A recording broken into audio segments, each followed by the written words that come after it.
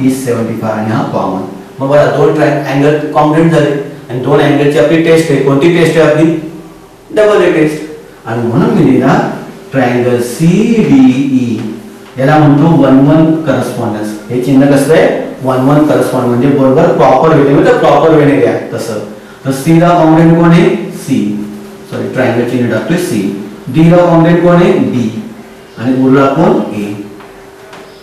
CDE 1-1 cross CDA. Triangle CDE congruent आता similar congruent आहे to triangle CDA by which test? A test. संपलं उत्तर. बघा किती सोपं होतं. आता ऍक्च्युअली प्रश्न बघा उत्तर आहे एवढाच प्रश्न आहे पण आपल्याला समजणं गरजेचं आपल्याला नेमकी काय करायचंय. बघा परत सांगते उदाहरणे. ADC अँगल 75 EDC अँगल 75 प्रश्न विचारा state which two triangle similar. कोणती ट्रायंगल हे दोन triangle similar by which test. कोणती टेस्ट म्हटली मी? डबल ए टेस्ट है ना. and also write the similarity of these two triangle by proper 1-to-1 correspondence. त्याला म्हणतात प्रॉपर 1-to-1 correspondence. म्हणजे माझे तिन्ही उत्तर आहेत. हे दोन ट्रायंगल सिमिलर, या टेस्टने सिमिलर आणि हे प्रॉपर वे. पण हे दाखवण्यासाठी मला काय करावं लागलं? इथे कोणते दोन ट्रायंगल हे ठरवावं लागले. म्हणजे कोणते दोन ट्रायंगल ठरवले? हा एक छोटा ट्रायंगल आणि हा एक मोठा ट्रायंगल. या दोन्ही ट्रायंगल मध्ये हा अँगल C कॉमन आहे कारण अँगल C बघा छोट्यामध्ये पण तोच आहे आणि मोठ्यामध्ये पण तोच आहे म्हणून तो कॉमन म्हटला. आणि ह्या छोट्याचा अँगल D तर ह्या मोठ्याचा अँगल B दोन्ही इक्वल आहेत आणि ईच किती आहे? 75. आणि आपल्याकडे दोन अँगल कॉन्ग्रुएंट आहेत म्हणजे दोन ट्रायंगल सिमिलर आहेत. तीन कोणत्या टेस्टने? A टेस्टने. करस्पॉन्डन्स आम्ही असं लिहिलं CDE. CAB नाही लिहिलं का? तर C ला कॉन्ग्रुएंट C पाहिजे, D ला कॉन्ग्रुएंट D पाहिजे. पहिल्याला पहिला दुसऱ्याला दुसरा आणि मग उरलेला तिसरा जो अक्षर असेल ते त्याला म्हणतात प्रॉपर 1-to-1 करस्पॉन्डन्स. तर असं आपल्याला उत्तर द्यायचंय. बरोबर आहे. मग इथे आपला प्रश्न पडला असता जेव्हा उदाहरण असतं आता त्यांनी ते एकच अँगल कॉन्ग्रुएंट दिलाय आणि आपल्या सिमिलरसाठी कमीत कमी दोन अँगल कॉन्ग्रुएंट हवे. तर आपल्या डोक्यात आलं पाहिजे की अँगल C जो आहे तो छोट्यामध्ये पण आहे आणि मोठ्यामध्ये पण आहे आणि म्हणून त्याला म्हणायचं कॉमन. म्हणजे असे दोन अँगल तयार झाले तर आपल्याला हे दोन A टेस्टने सिमिलर आलं. संपलं पहिल्याचं उत्तर. बघा म्हणजे उलट प्रश्न 5 ओळींचा आहे आणि उत्तर जेमतेम 5च ओळींचा आहे. बरोबर की नाही. म्हणजे आपल्या इथे हे 2 किंवा 3 मार्काचा प्रश्न सहजपणे आपण सोडवू शकतो. हा झाला पहिला प्रश्न. आता दुसरा प्रश्न. जीवनदीप कॉलेज खर्डी जीवनदीप शैक्षणिक संस्था संचालित कला वाणिज्य आणि विज्ञान महाविद्यालय खर्डी दळखन तालुका शहापूर जिल्हा ठाणे 421-601 मुंबई विद्यापीठाशी संलग्न ISO 9001-2015. महाविद्यालयाची वैशिष्ट्ये अनुभवी आणि तज्ञ शिक्षक, शिष्यवृत्तीची सुविधा, स्पर्धा परीक्षा प्रशिक्षण केंद्र, अद्ययावत प्रयोगशाळा आणि संगणक कक्ष, ग्रंथालय आणि वाचन कक्षाची सुविधा, जॉब प्लेसमेंटची सुविधा, संपूर्ण परिसर CCTV निगराणीखाली, खर्डी स्टेशन पासून महाविद्यालयापर्यंत बस सेवा उपलब्ध, मुलांचे आणि मुलींचे शासकीय वसतिगृह, ऑनलाईन ॲडमिशन व ऑनलाईन लेक्चरचीही सुविधा, ऑनलाईन ॲडमिशन आणि ऑनलाईन लेक्चरची देखील सुविधा. उज्ज्वल भविष्यासाठी आजच आपला प्रवेश निश्चित करा. शैक्षणिक वर्ष 2020-2021 मर्यादित जागा, प्रवेश सुरू. FY online admission centre. Email jivandeepkhardi@gmail.com. Website www.jspcollegekhardi.in. दूरध्वनी क्रमांक 02527244522 6919188558 आणि 9167043099.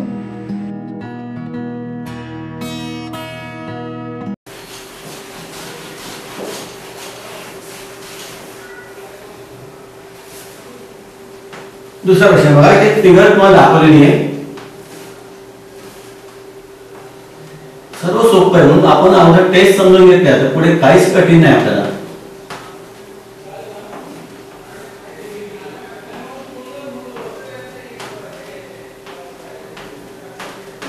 आता बघा, are the triangle in figure 1.56 ही 1.56 फिगर आहे सिमिलर ईपीएस बाय विस्टेज. त्यांनी प्रश्न विचारलाय यातले ट्रायंगल सिमिलर आहेत का, सिमिलर आहेत का आणि असतील तर कोणत्या टेस्टने. आता इथे आपल्याला कोणताही अँगल दिलेला नाही, म्हणजे अँगलची टेस्ट येणार नाही. मग आपल्याला राहणार साइडची टेस्ट. मग आता बघा मी काय म्हणतो, मी समजून घ्या. मी ही PQ अपॉन LM करतोय, हा रेशो आणतो PQ अपॉन LM. किती येणार बघा, 6 अपॉन 3. 3 to the 6, 3 1 the 3. याचं उत्तर आलं 2 अपॉन 1. 3 1 the 3, 3 to the 6. नंतर हा रेशो घेतो कोणता, QR अपॉन MN. किती आहे, 8 अपॉन 4. 4 to the 8, 4 1 the 1. हा पण 2 अपॉन 1 आला. तिसरा रेशो PR अपॉन LN. किती आहे, 10 अपॉन 5. 5 to the 10, 5 1 the 5. मग सांगा इथे हा फर्स्ट, हा सेकंड रेशो आणि हा थर्ड रेशो. सांगा हे तिन्ही रेशो कसे. पहिला रेशो घेतला PQ upon LN 6 upon 3, 2 upon 1 आला. दुसरा रेशो घेतला QR अपॉन MN 8 अपॉन 4 भाग लावून 2 अपॉन 1 आला. 4 to the 8, 4 1 the 1. तिसरा रेशो PR अपॉन LN घेतला 10 अपॉन 5 भाग लावून उत्तर 2 अपॉन 1. मग सांगा हे तिन्ही रेशो कसे इक्वल आहे. म्हणजे इथे आपण म्हणणार फ्रॉम 1, 2 and 3 कारण हे तिन्ही ratio equal PQ upon LN is equal to QR upon MN is equal to PR upon LN. म्हणजे तिन्ही रेशो कसे इक्वल. मग आता मला सांगा आपण ज्या तीन टेस्ट लिहून घेतल्या त्यातली ही कोणती टेस्ट होते, तिन्ही साइड प्रोपोर्शनल आहे. म्हणजे ही कोणती टेस्ट झाली, ट्रिपल एस टेस्ट. आणि म्हणून मी लिहिते ना triangle PQR similar to triangle LMN by which test, triple S test. इथे अँगल नाहीच आहे, तिन्ही साइड प्रोपोर्शन झालं. हेच उत्तर होतं. ते काय विचारलं, are the triangles in figure are similar. Yes they are similar. आपण सांगा by EPS by which test, कोणत्या टेस्टने, कोणती टेस्ट, ट्रिपल एस. बघा काही नाही, आपण फक्त उदाहरणामध्ये हे सर्व आपल्याला दिलेले आहे, उदाहरणामध्ये सर्व घेतलेले आपण, आपल्याकडचं काही नाही, फक्त आपण माहिती घेतलेली आहे. तर मी काय म्हटलं इथे PQ upon LN 6 upon 3, 2 upon 1 आलं. QR upon MN 8 upon 4, 2 upon 1 आलं. PR upon LN 10 upon 5, 2 upon 1 आलं. जर आपण या तिघांमध्ये बघितलं त्या तिघांचा रेशो 2 अपॉन 1 म्हणजे सारखा आला. याचा अर्थ हे तीन रेशो इक्वल आहे आणि हे तिन्ही साइड प्रोपोर्शन मध्ये. मग कोणती टेस्ट असते, ती ट्रिपल एस टेस्ट असते. आणि that's why these two triangles are similar by which test, triple S test. म्हणजे अशा पद्धतीने आपण हे उदाहरण सोडवलेले आहे. घेऊया आपण तिसरं उदाहरण.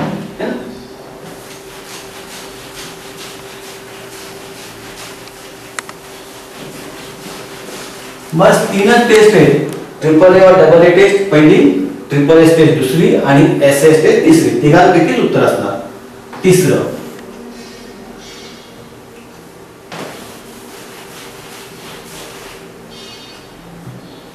आकृती काढतोय मी अगोदर.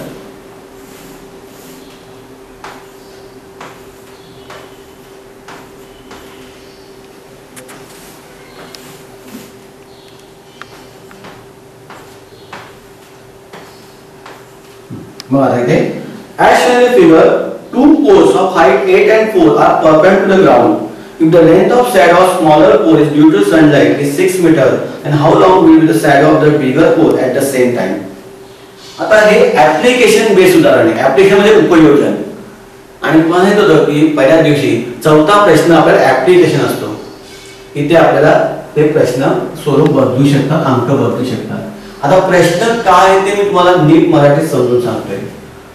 हा एक PQ पोल आहे जो इथे परपेंडिक्युलर 90 डिग्री आहे आणि दुसरा त्याच वेळेला इथे AC पोल आहे, हा पण परपेंडिक्युलर 90 डिग्री आहे. आता आपल्यामध्ये उन्हात जर पोल असेल तर त्याची सावली पडणार, बरोबर की नाही. मग या पोलची जी शॅडो आहे, हा PQ जो पोल आहे त्याची शॅडो सावली ही R पर्यंत पडते, म्हणजे QR पर्यंत पडते. ती किती आहे, 6 मीटर पडते. तर त्यांनी प्रश्न विचारलाय, हा जो AC पोल आहे ज्याची हाईट 8 मीटर आहे त्याची शॅडो त्यांनी x दिलेली आहे. या x ची किंमत मला काढायची. म्हणजे या 4 मीटर पोलची शॅडो म्हणजे सावली जर 6 मीटर पडते तर 8 मीटर पोलची शॅडो किती मीटर पडेल? मराठी म्हणू शकतो आपण 4 मीटर उंचीचा जो पोल आहे ना, खांब म्हणतो मराठी आपण, 4 मीटर उंचीच्या खांबाची सावली 6 मीटर पडते तर 8 मीटर उंचीच्या खांबाची सावली किती पडेल? हा प्रश्न विचारलाय. यानंतर ऍप्लिकेशन बेस प्रश्न आणि तो 4 मार्काला. तुम्हाला इथं चौथ्या प्रश्न येतो, यामध्ये ते अंक बदलू शकतात. मग लक्षात घ्या, जर हे दोन्ही पोल आहेत ते दोन्ही समांतर आहेत, म्हणजे इथे आपल्याला सिमिलर दाखवायची गरज नाही, आपण डायरेक्ट लिहू शकतो triangle PQR similar to triangle ACB. हे दोन ट्रायंगल सिमिलर असतीलच, कारण एकाच वेळेला सूर्य असणार आहे तर हे दोन कोण एकूण हे दोन कोण एकूण असणार आहे. पण जेव्हा अशा प्रकारे उदाहरण डायरेक्ट लिहू शकतो आपण दिस टू ट्रायंगल सिमिलर है ना. तुम्ही याला डबल ए टेस्ट द्या किंवा ट्रिपल ए टेस्ट द्या, कोणतीही द्या चालेल, हे दोन ट्रायंगल सिमिलर असणार है ना. कारण हे परपेंडिक्युलर आहेत, हा पण 90 हा पण 90, हे पण अँगल साहजिकच सारखे असणार आणि दोन्ही लाईन पॅरलल असणार आहेत. मग आता मला सांगा, जर दोन ट्रायंगल सिमिलर आहेत तर साइड्स आर इन प्रपोर्शन. मग इथे साइड कोण आहे?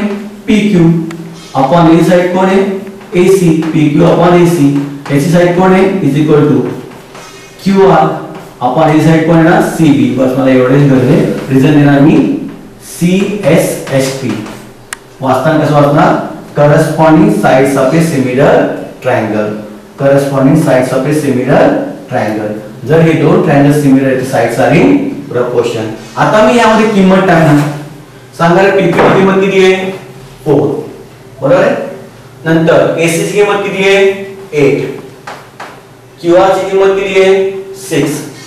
आणि BC ची किंमत किती आहे? X. तो मला शोधायचा आहे. आता मग इथे काय करणार? क्रॉस मल्टिप्लाय करणार, म्हणजे थोडक्यात तिरकस गुणाकार. 4 into x is equal to 8 into 6. That's why x is equal to 8 into 6 upon 4. 4 1 the 4, 4 2 the 8. थोडक्यात x is equal to 12. आणि लक्षात घ्या, हे शाब्दिक उदाहरण आहे तर आपलं उत्तर सुद्धा शब्दात त्यामध्ये आहे ना. It is statement some, that's why answer must be statement. तर मग शेवटी आपला प्रश्न होता, what is the shadow of this pole? That's why shadow of the second pole, shadow of second pole is 12 unit काय मीटर. म्हणजे या पोलची शॅडो किती पडेल? 12 मीटर. आणि बघा लॉजिक वापरा, जर 4 मीटर पोलची 4 मीटर खांबाची शॅडो सावली 6 मीटर पडते, 4 वजाची 6 पडते तर 8 दुप्पट लांब उंचीचा पोल आहे, शॅडो दुप्पटच होणार. 6 ची किती येणार? 12. पण गणितात डायरेक्ट उत्तर लिहिलं असतं तर मार्क्स मिळत नाही. आपल्याला प्रत्येक स्टेप वाईज मार्क्स मिळतात, म्हणून आपल्याला या मेथडने जावं लागणार आहे. पण आपल्याला उत्तर लगेच कळणार आहे. जर 4 मीटर उंचीच्या खांबाची सावली 6 मीटर पडते तर 8 मीटर उंचीच्या खांबाची सावली किती पडेल? 4 चे 6 तुम्ही दुप्पट केले, 4 चे 8 केले, मग 6 चे काय होणार? 12. उत्तर तर आपल्याला माहित होतं, पण आपल्याला स्टेप वाईज मार्क आहे तर या पद्धतीने आपल्याला मार्क्स मिळणार आहेत. बरोबर आहे. इथे आपल्याला डायरेक्ट आपण सिमिलर घेतलं का, या दोन लाईन पॅरलल आहेत, ते दोन ट्रायंगल सिमिलर असतातच आणि म्हणून त्यांचं साइड प्रपोर्शन. बघा एवढं सोपं. आणि ही उदाहरणं ऍप्लिकेशन म्हणून लिहू शकतात. बरोबर आहे. इथे तुम्हाला पोलच्या वरती बिल्डिंग देतील, माणसाची हाईट देतील. समजा इथे 6 फुटाचा माणूस आहे, इथे 4 फुटाचा मुलगा आहे, असं देऊ शकतात. म्हणजे जो चौथा प्रश्न आपण पहिल्या दिवशी बघितला होता की तुम्हाला वाक्य रचना किंवा अंकबद्ध उदाहरण येतात, तर या प्रकारची उदाहरणं त्यावेळेला जास्त विचारली जातात. म्हणजे तुम्हाला नेमकी तो प्रश्न समजलाय का ते बघ. हे झालं तिसरं उदाहरण. आता बघणार आपण चौथं उदाहरण.